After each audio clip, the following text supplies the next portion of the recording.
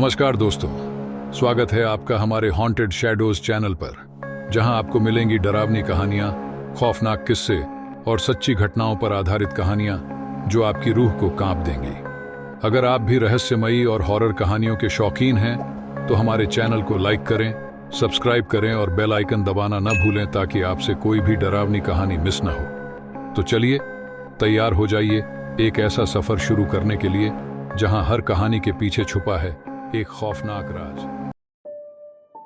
कभी कभी हमें ऐसा महसूस होता है कि जिस घर में हम रह रहे हैं वहां कुछ अजीब घटनाएं घटी हैं।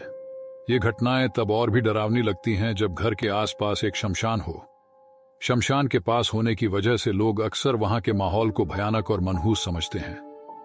रात के अंधेरे में हवाएं और सन्नाटा ऐसा लगता है जैसे कोई अनजानी ताकत वहां मंडरा रही हो। चीज का अपने आप हिलना, अचानक ठंड का लगना या किसी अनजान की मौजूदगी का एहसास, ये सब ऐसे होते हैं जो मन में डर उत्पन्न कर देते हैं। यहां घटना यश के साथ 1990 में दिल्ली में घटी थी। यश गवर्नमेंट ऑफिस में काम करता था और अपनी पत्नी नैना और बेटी पीहू के साथ मुंबई में रहता था। यश को अपने ऑफिस से 2 महीने के लिए दिल्ली जाने के लिए कहा गया। यह उसके लिए एक बड़ा अवसर था। पीहू की समर वेकेशन चल रही थी। यश ने सोचा कि इस समय अपनी पूरी परिवार को साथ ले जाना बेहतर रहेगा। उन्होंने अपनी चीजें पैक की और दिल्ली के लिए निकल पड़े। यश ने सोचा कि काम के साथ साथ वे दिल्ली के कई प्रमुख स्थलों का भी दौरा करेंगे। यश को जो घर मिला था दिल्ली में, वह एक सुनसान जगह पर स्थित था जहां चारों ओर घना जंगल था, लेकिन थोड़ी दूरी पर एक शमशान घाट भी था जिसने यश और उसके परिवार को थोड़ा चिंता होने लगी। पर कुछ दिनों के लिए रहने का फैसला किया। सब कुछ अच्छा चल रहा था और यश और उसका परिवार उस जगह पर 2 हफ्ता भी बीता चुके थे और सेट हो चुके थे। यश का काम भी व्यवस्थित रूप से चल रहा था। जब यश शाम को ऑफिस से घर आया तो उसने देखा कि नैना थोड़ी परेशान लग रही थी। खाना बनाने के दौरान वह चुपचाप थी और फिर अचानक उसने यश से कहा, हमें यहां रहते हुए काफी समय हो गया है, लेकिन क्या तुमने कभी कुछ नोटिस किया? रात होते ही मुझे अजीब सा डर लगने लगता है। यश ने नैना की बात सुनकर उसकी ओर ध्यान दिया और पूछा, क्या हुआ नैना? तुम ऐसा क्यों सोच रही हो? मैंने तो कुछ खास महसूस नहीं किया। नैना ने थोड़ी झिझकते हुए कहा, पता नहीं, लेकिन जब भी रात में मैं खिड़की खोलती हूं तो ऐसा महसूस होता है जैसे शमशान घाट से जैसे कोई वहां से लगातार हमें देख रहा हो। यश नैना की बात सुनकर अचानक जोर से हंसने लगा और हंसते हुए बोला, अरे नैना, अगर इतना ही डर लगता है तो तुम रात में खिड़की मत खोला करो।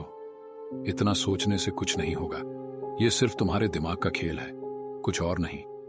नैना उसकी हंसी और हल्के मजाक से थोड़ी नाराज हो गई। उसने गुस्से में उसे एक तीखी नजर से देखा।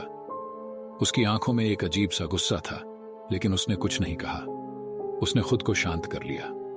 जब यश और नैना सोने के लिए अपने कमरे में जाने लगे तभी उनकी बेटी पीहू उनके पास आकर बोली, पापा, आज स्कूल में एक बूढ़ी औरत मुझसे कुछ बात कर रही थी।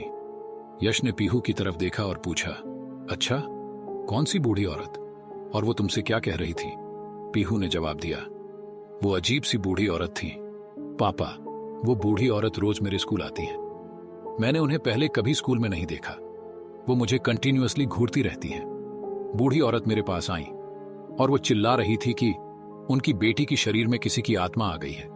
वो बोली कि उनकी बेटी अब पहले जैसी नहीं रही। यश पीहू की बात सुनकर हंसने लगा और बोला, क्या हो गया है आज घर में? सब भूत प्रेत की बातें कर रहे हैं। नैना, तुम भी और अब पीहू भी। लगता है इस सुनसान जगह का असर सब पर हो रहा है। पीहू ने यश की ओर देखते हुए कहा, नहीं पापा, मैं सच कह रही हूं। वो बूढ़ी औरत बहुत अजीब थी। उनकी आंखें भी डरावनी लग रही थीं और वो बार बार अपनी बेटी के बारे में कह रही थीं। यश ने पीहू को समझाया, बेटा, ऐसा कुछ नहीं होता है, तुम बस इसे इग्नोर करो। ये सब तुम्हारे मन की कल्पना है। कभी कभी हम ज्यादा सोचने लगते हैं और डरावनी बातें सच लगने लगती हैं। अगले दिन जब पीहू स्कूल गई तो उसने फिर से वही बूढ़ी औरत को देखा जो उसे लगातार घूर रही थी। पीहू ने खुद को शांत रखने की कोशिश की, लेकिन उसके अंदर एक अजीब सा डर बस चुका था। ब्रेक टाइम हुआ तो पीहू खाने के लिए ग्राउंड में जा रही थी, लेकिन जैसे ही वह अपनी सीट से उठी और बाहर की ओर बढ़ी, उसने महसूस किया कि वह बूढ़ी औरत उसे लगातार देख रही है, वह उसका पीछा करती है। पीहू को यह बात और भी अजीब लगने लगी कि वह बूढ़ी औरत स्कूल में किसी और से बात नहीं करती, सिर्फ उसी से बात करने की कोशिश करती है। रात को जब सभी सोने जा रहे थे, तब नैना ने गंभीरता से कहा, यश, मुझे लगता है कि वहां शमशान घाट की आत्मा ही है जो पीहू को दिखाई दे रही है। यश ने हंसते हुए कहा, चलो अब सो जाओ, बहुत देर हो गई है। सुबह में मुझे भी ऑफिस जाना है और पीहू को स्कूल भी। फिर सभी लोग सोने चले गए। रात के करीब 4 बजे के आसपास नैना ने अचानक यश के पैर पकड़कर उसे जगाने लगी। यश नींद में ही बोला, क्या हुआ नैना, इतनी सुबह क्यों जगा रही हो? जब यश की आंखें खुली और उसने देखा कि नैना उसे बाहर आने का इशारा कर रही थी, उसकी आंखों में चिंता और भय था। फिर यश ने उठकर नैना के पीछे चलना शुरू कर दिया। एरिया की बिजली चली गई थी। लाइट्स जाने के कारण घर में कुछ भी दिखाई नहीं दे रहा था। चारों ओर गहरा अंधेरा छा गया था। जब यश बाहर गया तो उसने देखा कि नैना सोफे पर बैठी हुई थी और उसकी पीठ उसकी ओर थी। यश ने नैना की पीठ को देखते हुए सोचा, इतनी जल्दी वह मुझे बुलाकर यहां आ गई और इस तरीके से बैठ गई। यश ने नैना के पीठ पर हाथ रखा और कहा, नैना, मुझे बाहर क्यों बुलाया? क्या तुम ठीक हो? नैना ने सिर नहीं मोड़ा, लेकिन यश को पता था कि वह सुन रही है। जब नैना ने अपना चेहरा यश की ओर घुमाया तो उसके बाल पूरे चेहरे को कवर किए हुए थे। नैना ने वहीं से बैठे हुए खिड़की की ओर इशारा किया। यश ने उसकी ओर देखा और खिड़की के पार झांकने की कोशिश की। जब यश ने खिड़की में जाकर देखा तो उसकी नजर शमशान घाट पर पड़ी। जब उसने खिड़की के बाहर देखा तो उसकी आंखें चौंक गईं। वहां एक बूढ़ी औरत स्पष्ट रूप से घूमती हुई दिखाई दे रही थी। उसका सफेद कपड़ा हवा में लहराता हुआ और उसके लंबे बाल उसके चेहरे पर लटक रहे थे। यश चौंक गया, क्योंकि जिस रंग के कपड़े उसकी पत्नी नैना ने पहने थे, उसी रंग के कपड़े वह औरत भी पहन रखी थी। यह संयोग उसे और भी भयभीत कर गया और तुरंत ही पीछे मुड़कर यश ने नैना से कहा, अरे, ये तो तुम्हारे कपड़े। फिर वह एकदम से रुक गया। उसके मुंह से शब्द बाहर नहीं निकल सके, क्योंकि सोफे पर नैना थी ही नहीं। अचानक बिजली आ गई और यश ने चारों ओर नैना को ढूंढने लगा, पर नैना कहीं नहीं मिली। यश के मन में चिंता बढ़ने लगी। यश ने तेजी से बेडरूम की ओर देखा तो नैना पीहू के साथ उसी जगह पर गहरी नींद में थी जहां वह हमेशा सोती थी। यह देखकर यश की मन के सवालों का एक तूफान उमड़ रहा था। उसने नैना को जगाकर पूछने लगा, तुम बाहर थी ना, मुझे बुलाने आई थी? नैना ने चौंकते हुए कहा, नहीं, मैं तो यहां सो रही हूं। आप पागल हो गए हो, सो जाओ, रात में क्या बात कर रहे हो? यश को अपनी आंखों पर विश्वास नहीं हो रहा था। वह लगातार उस दृश्य के बारे में सोचता रहा। उसे समझ नहीं आ रहा था कि यह सब वास्तव में हुआ था या फिर यह उसका कोई भयानक सपना था। सुबह हुई तो यश ने नैना से अपनी रात की घटनाओं के बारे में पूछा। नैना, रात में तुम मेरे पास आई थी, मेरे पैर पर हाथ रखकर मुझे उठाया और बाहर बुलाया। तुम सोफा पर बैठी थी। जब मैं बाहर गया था, तुम्हारी पीठ मुझे दिखाई दे रही थी। क्या तुम्हें नींद में चलने की आदत है? नैना ने हैरानी से उसे देखा और कहा, नहीं यश, तुम्हें गलत फहमी हुई है, ऐसा कुछ नहीं हुआ। मैं तो यहां पीहू के साथ सोई हुई थी। यश ने गंभीरता से नैना से पूछा, तुम कहती हो कि रात में खिड़की खोलकर देखने पर ऐसा लगता है कि शमशान घाट से कोई हमें देख रहा है, तो क्या कल रात तुमने खिड़की खोलकर नहीं देखा था? नैना ने कहा, नहीं, मैं कल रात बहुत थक गई थी, इसलिए मैं गहरी नींद में चली गई और सोते ही सुबह ही आंख खुली। यश ने उसकी बात सुनकर थोड़ा असमंजस में कहा, फिर मैं कल रात जिसे देख रहा था वो कौन था? तुम्हारे कपड़े, तुम्हारी ही तरह बैठी हुई, और फिर वो औरत शमशान घाट के पास। यश के दिमाग से कल रात की घटना किसी भी तरह नहीं जा रही थी। उसने नैना से कहा, ठीक है, आज मेरा ऑफिस जाने का मन नहीं है, आज घर पर ही रुककर आराम करूंगा। नैना ने थोड़ा हैरान होकर पूछा, क्या तुम ठीक हो? ऐसा क्या हुआ कि तुम ऑफिस नहीं जाना चाहते? मेरी तबीयत ठीक नहीं लग रही। उसके बाद अपने कमरे में जाकर सो गया। यश की आंखें 10:30 के आसपास खुलीं। वह उठकर नाश्ता करने बैठा, लेकिन मन अभी भी बीती रात की घटनाओं में उलझा हुआ था। नाश्ता करते करते उसने फिर से नैना से उसी बात पर चर्चा शुरू कर दी। इस बार भी नैना उसकी बात सुनकर चिढ़ गई और गुस्से में बोली, यश, तुम बार बार वही बात क्यों कर रहे हो? दिया कि ऐसा कुछ नहीं हुआ, तुम्हें समझ में नहीं आता क्या? यश के दिमाग में बीती रात की घटनाएं बार बार घूम रही थीं और वो लगातार इस सोच में डूबा था कि आखिर क्या करना चाहिए। अचानक उसे लगा कि शायद शमशान घाट के पास जाकर खुद देखना चाहिए, जिससे उसका मन शांत हो सके और सारी बातें साफ हो जाएंगी। वह उठकर अपने कपड़े चेंज करने लगा। दिमाग में सवालों का तूफान चल रहा था। कपड़े बदलकर वह घर से बाहर निकल गया और शमशान घाट की ओर चल पड़ा। रास्ते में हर कदम के साथ उसका दिल तेजी से धड़क रहा था। जंगल के रास्ते से गुजरते हुए हवा में अजीब सी ठंडक थी और चारों ओर सन्नाटा फैला हुआ था। जैसे ही वह शमशान घाट पहुंचा, यश ने इधर उधर देखा। कुछ समय बाद यश को झाड़ियों के पीछे से फिर हलचल महसूस हुई। जैसे ही यश शमशान घाट के पास पहुंचा, उसे वहां एक बूढ़ा आदमी मिला जो वहां सफाई कर रहा था। यश ने थोड़ा घबराते हुए उससे पूछा, क्या आप जानते हैं कि रात में यहां कोई घूमता है? मैंने कुछ अजीब चीजें देखी हैं, जैसे कोई यहां आसपास भटक रहा हो। वह आदमी बोला, बेटा, शमशान घाट में रात को कौन घूमेगा? यहां कोई इंसान नहीं आता। यश ने थोड़ा सोचते हुए बूढ़े आदमी से पूछा, तो आप रात में कहां रहते हो?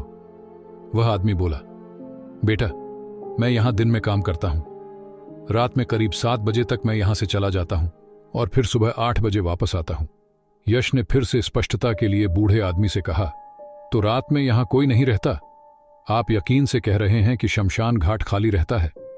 बूढ़ा आदमी सिर हिलाते हुए बोला, बिल्कुल बेटा, यहां रात में कोई नहीं आता। लोग इस जगह से डरते हैं। कोई भी रात के अंधेरे में यहां नहीं आता। कुछ लोग दिन में यहां अपने प्रियजनों की याद में आते हैं, लेकिन रात होते ही सब चले जाते हैं। यश अब और बेचैन हो गया। उसने बोला कि रात को लगभग 4 बजे मैंने खुद देखा है, एक औरत बिल्कुल मेरी पत्नी जैसी दिखती थी, वही कपड़े पहने हुए। उस बूढ़े आदमी ने यश से पूछा, तुम कहां रहते हो? यश ने बोला, अपने घर की खिड़की से शमशान घाट साफ साफ दिखाई देता है। उस आदमी ने आगे कहा, रात के समय शमशान घाट की ओर देखना ठीक नहीं है। लोग कहते हैं कि वहां रात में अजीब सी घटनाएं होती हैं। कई बार कुछ दिखाई भी देता है और यह आपको मानसिक रूप से प्रभावित कर सकता है। यश की धड़कनें तेज हो गईं। उसे अब समझ में आ रहा था कि नैना और पीहू का डर क्यों बढ़ रहा था। यश ने बूढ़े आदमी को जाते हुए देखा और यश के चेहरे पर चिंता की लकीरें साफ नजर आ रही थीं। यश ने उसकी बातें सोचते सोचते घर की ओर कदम बढ़ाए। उसे महसूस हुआ कि यह सिर्फ एक साधारण स्थान नहीं है, बल्कि यहां कुछ गहरा छिपा हुआ है।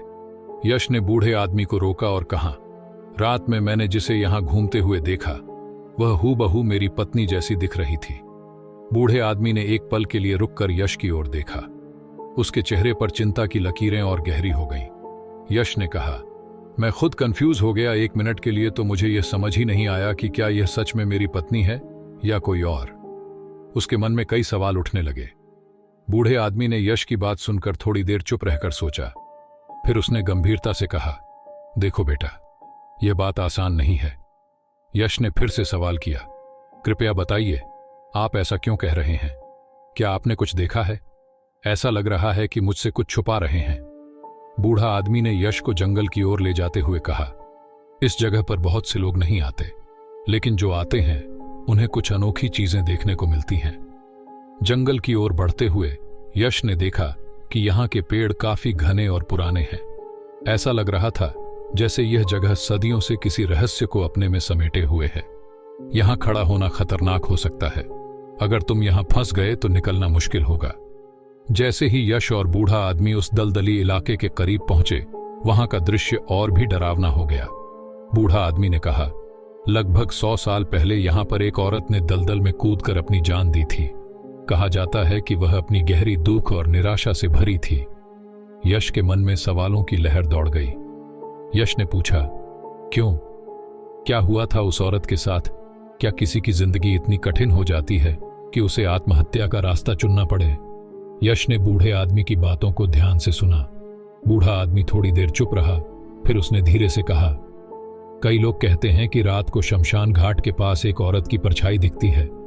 बूढ़ा आदमी ने पूछा, कि तुम वहीं घर पर रहते हो? यश ने कहा, हाँ, मैं उसी घर में रहता हूं जो शमशान घाट के पास है। बूढ़े आदमी ने कहा, तुम्हें पता है वहां रहना लोगों के लिए असहज हो सकता है। क्यों? यश ने उत्सुकता से पूछा, तो क्या हुआ उस आदमी के साथ? कुछ साल पहले एक परिवार उस घर में रहता था। उस परिवार का एक बेटा था जिसे शराब पीने की बहुत आदत थी। वह रात में अक्सर खिड़की खोलकर शराब पीता था। यश ने उत्सुकता से पूछा, तो क्या हुआ उस लड़के के साथ? एक रात जब वह शराब पी रहा था, उसने अचानक खिड़की से बाहर देखा और उसे वहां एक औरत शमशान घाट की ओर खड़ी दिखाई दी। वह औरत उसे घूर रही थी। उसने सोचा कि शायद यह उसका नशा था, इसलिए उसने इसे नजरअंदाज किया और शराब पीता रहा। जब उस लड़के की नजर फिर से शमशान घाट की ओर गई तो उसने देखा कि उसकी बहन शमशान घाट के अंदर जाती हुई दिखाई दे रही है। उसकी दिल की धड़कन तेज हो गई और वह समझ नहीं पा रहा था कि उसे क्या करना चाहिए। वह घबरा गया। बिना अपनी बहन को कमरे में जाकर देखे और वह जल्दी से अपनी बहन को बचाने के लिए अपनी बहन के पीछे भागते हुए वह शमशान घाट तक पहुंचा। शमशान घाट के चारों ओर नजर दौड़ाई, लेकिन वह वहां भी नहीं थी। वह तेजी से इधर उधर देखने लगा। उस लड़के ने अपनी बहन की आवाज सुनाई दी। जब उसने उस आवाज को सुनकर तेजी से उस दिशा में दौड़ना शुरू किया, जैसे जैसे वह शमशान घाट के पीछे के दलदल के करीब पहुंचा, उसे नजर आया कि उसकी बहन उस दलदल में डूब रही थी। वह अपनी बहन को बचाने के लिए हर संभव की कोशिश की, लेकिन दलदल की गहराई के वजह से वह असफल रह गया। वह वहीं पर बैठकर बहुत रोने लगा और जब वह सुबह घर पर गया तो उसने देखा कि उसकी बहन कमरे में तैयार हो रही थी। जब उसकी बहन ने उसकी आवाज सुनी, उसे चिल्लाते हुए बोली, आप कहां चले गए थे? मैं कब से आपको ढूंढ रही हूं, आपका कॉल भी नहीं लग रहा था। तब वहां लड़का अचानक चौंक गया। उसने अपनी बहन को पूरी कहानी सुनाई। उसकी बहन को भी इस बात पर विश्वास नहीं हुआ। उसकी बहन उसे शांत कराई और कहा, चलो हमें अब जल्दी निकलना चाहिए, आप लेट हो रहे हो और मुझे भी अपने काम के लिए निकलना है।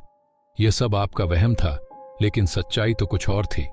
1 महीने बाद उस रात जैसे ही वह बिस्तर पर लेटने वाला था, अचानक उसे एक हल्की आहट सुनाई दी। उसने आंखें खोलीं और देखा कि बहन अपने कमरे से बाहर निकल रही थी और अपनी बहन का पीछा करने लगा। जब वह पीछा कर रहा था तो उसकी बहन उसी दलदल में जाकर डूब गई। कहते हैं कि वह अपनी बहन को रोका नहीं। उसे लग रहा था कि इस बार भी शायद यह मेरा वहम हो सकता है या मैं कोई सपना देख रहा हो। यश यहां सुनकर हंसने लगा।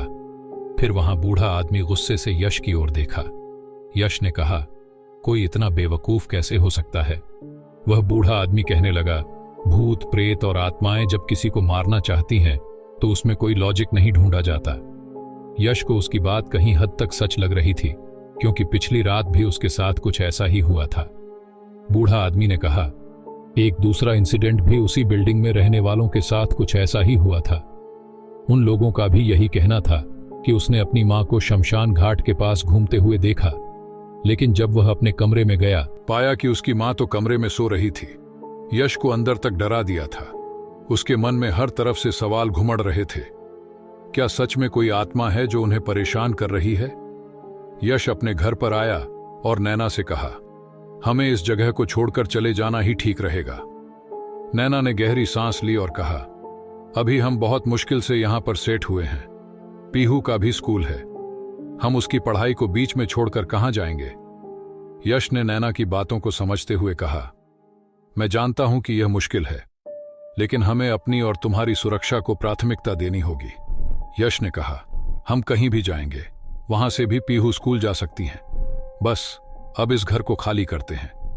यश और नैना ने तुरंत घर देखने की प्रक्रिया शुरू कर दी, लेकिन जैसा कि वे जानते थे, फौरन कोई नया घर ढूंढ पाना इतना आसान नहीं होता है। यश ने जब आवाज सुनी तो वह तुरंत उठकर देखने लगा। क्या हो रहा है? वह मन ही मन सोच रहा था। उसने पहले अपने कमरे में नजर डाली, जहां नैना और पीहू गहरी नींद में सो रहे थे। यश ने बाहर जाकर चारों ओर देखा, लेकिन उसे वहां कोई नहीं मिला।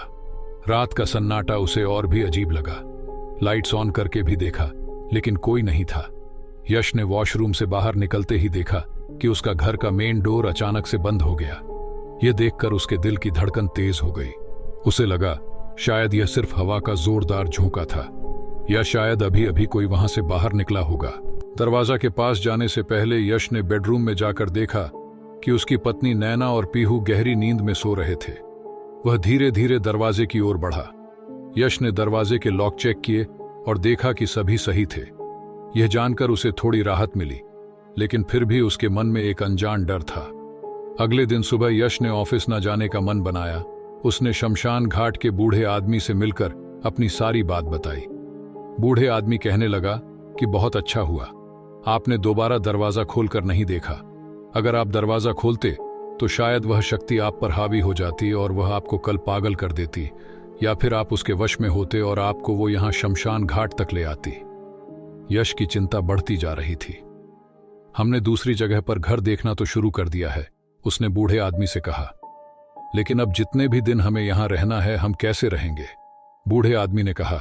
फादर थॉमस कुछ दूरी पर रहते हैं, उन्हें ऐसी घटनाओं के बारे में बहुत जानकारी है। वो कई बार ऐसे मामलों में लोगों की मदद कर चुके हैं। जब यश और नैना फादर थॉमस के पास पहुंचे, फादर थॉमस ने नैना की ओर देखा और बिना कुछ कहे नैना के सिर पर होली वाटर डाल दिया। यश को फादर थॉमस पर बहुत गुस्सा आ रहा था कि नैना अभी तक बिल्कुल ठीक थी, फिर इसने ऐसा क्या किया जो उसकी तबीयत बिगड़ गई।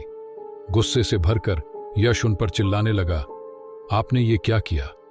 लेकिन फादर थॉमस ने बिना कुछ कहे बस अपनी उंगली से मुझे चुप रहने का इशारा किया। फिर उन्होंने प्रार्थनाएं पढ़ना शुरू किया और मेरे मन में चिंता बढ़ती गई। मुझे समझ में नहीं आ रहा था कि यह सब क्या हो रहा है। अचानक मैंने देखा कि नैना जमीन पर ऐसा तड़प रही थी जैसे एक मछली बिना पानी के तड़पती है। उसकी आंखें बिल्कुल सफेद हो चुकी थीं। यश ने उन्हें फिर सारे छोटे इंसिडेंट्स बताए जो उसके साथ हो रहे थे। उसके बाद फादर थॉमस ने अपने कमरे के अंदर ले गए और गंभीर स्वर में कहा, जिस आत्मा को तुमने देखा है उसी आत्मा ने इसे अपने वश में कर रखा है। रात में जो तुम्हारे पास औरत बाजू आकर लेटती है वह तुम्हारी पत्नी नहीं, बल्कि यह वही आत्मा है। यह आत्मा तुम्हारे बारे में सब कुछ जानती है। वह तुम्हारे वर्तमान से जुड़ी हुई है, इसीलिए तुम्हारी पत्नी का रूप धारण करके वह तुम्हें दिखाई देती है। इस सब के बाद यश का डर और भी बढ़ गया था। मन में अनगिनत सवाल थे और रात का समय पास आता जा रहा था। फादर थॉमस ने कहा, अगर वह आत्मा तुम्हारी पत्नी से जुड़ी हुई है तो उसे यहां से दूर ले जाना ही सबसे अच्छा उपाय होगा, वरना वह आत्मा उसे अपने वश में करने की कोशिश करेगी। यश ने कहा, फादर थॉमस, हम लोग घर ढूंढ ही रहे हैं, लेकिन अभी मेरी पत्नी ठीक नहीं है, उसे आराम की जरूरत है। फादर थॉमस ने कहा, नैना अब भी यह उसी के वश में है। इस आत्मा का प्रभाव बहुत गहरा है, उसने तुम्हारी पत्नी को कमजोर कर दिया है। क्या आप बता सकते हो कि उस आत्मा ने नैना के साथ क्या किया? उन्होंने कहा, अभी तुम्हें बताना ठीक नहीं है। उन्होंने कहा, तो अभी तुम अपनी पत्नी को लेकर चले जाओ, मैं ठीक रात में 3 बजे तुम्हारे घर पर आऊंगा। हमें उस आत्मा का सामना करने के लिए तैयारी करनी होगी। और फिर यश नैना को लेकर वहां से घर को निकल गया। रात में हम जब सब सो रहे थे तभी 3 बजे दरवाजे पर दस्तक हुई। यश ने देखा कि फादर थॉमस दरवाजे पर खड़े हैं। यश ने तुरंत उन्हें अंदर बुलाया। जैसे ही फादर थॉमस अंदर आए, उसने दरवाजे को पीछे से बंद कर लिया। यश ने नैना और पीहू को पहले से ही चेतावनी दी थी कि कोई भी बाहर नहीं आएगा। फादर थॉमस ने कहा, आपके घर में जो कुछ भी हो रहा है वह सिर्फ एक साधारण घटना नहीं है। अगर कोई दरवाजे पर आए तो दरवाजा मत खोलना। यश और फादर थॉमस सोफे पर बैठकर बातें कर ही रहे थे कि अचानक कमरे से पीहू की चीखने चिल्लाने की आवाज आई। उस डरावनी आवाज ने धड़कन तेज कर दी। यश और फादर थॉमस कमरे की ओर दौड़े। कमरे के दरवाजे को खोलते ही देखा कि पीहू डरी हुई थी और एक कोने में बैठी थी। पीहू, क्या हुआ? मम्मी कहाँ है? यश ने पूछा। यश, चांद की रोशनी भी कहीं खो गई थी और चारों ओर एक अजीब सी सन्नाटा था। उन्होंने कहा, यश, आज रात की शक्ति बहुत मजबूत है, हमें जल्दी से काम करना होगा। हमने देखा कि नैना अब भी अंदर से रो रही थी। फादर थॉमस ने कहा कि पीहू को दूर रखूं ताकि उसे कोई डर या खतरा ना हो। उन्होंने कमरे के चारों ओर धूप का धुआं फैलाना शुरू किया और कुछ विशेष मंत्रों का जाप करने लगे। जैसे जैसे उन्होंने मंत्र पढ़े, वातावरण में हल्का सा कंपन होने लगा।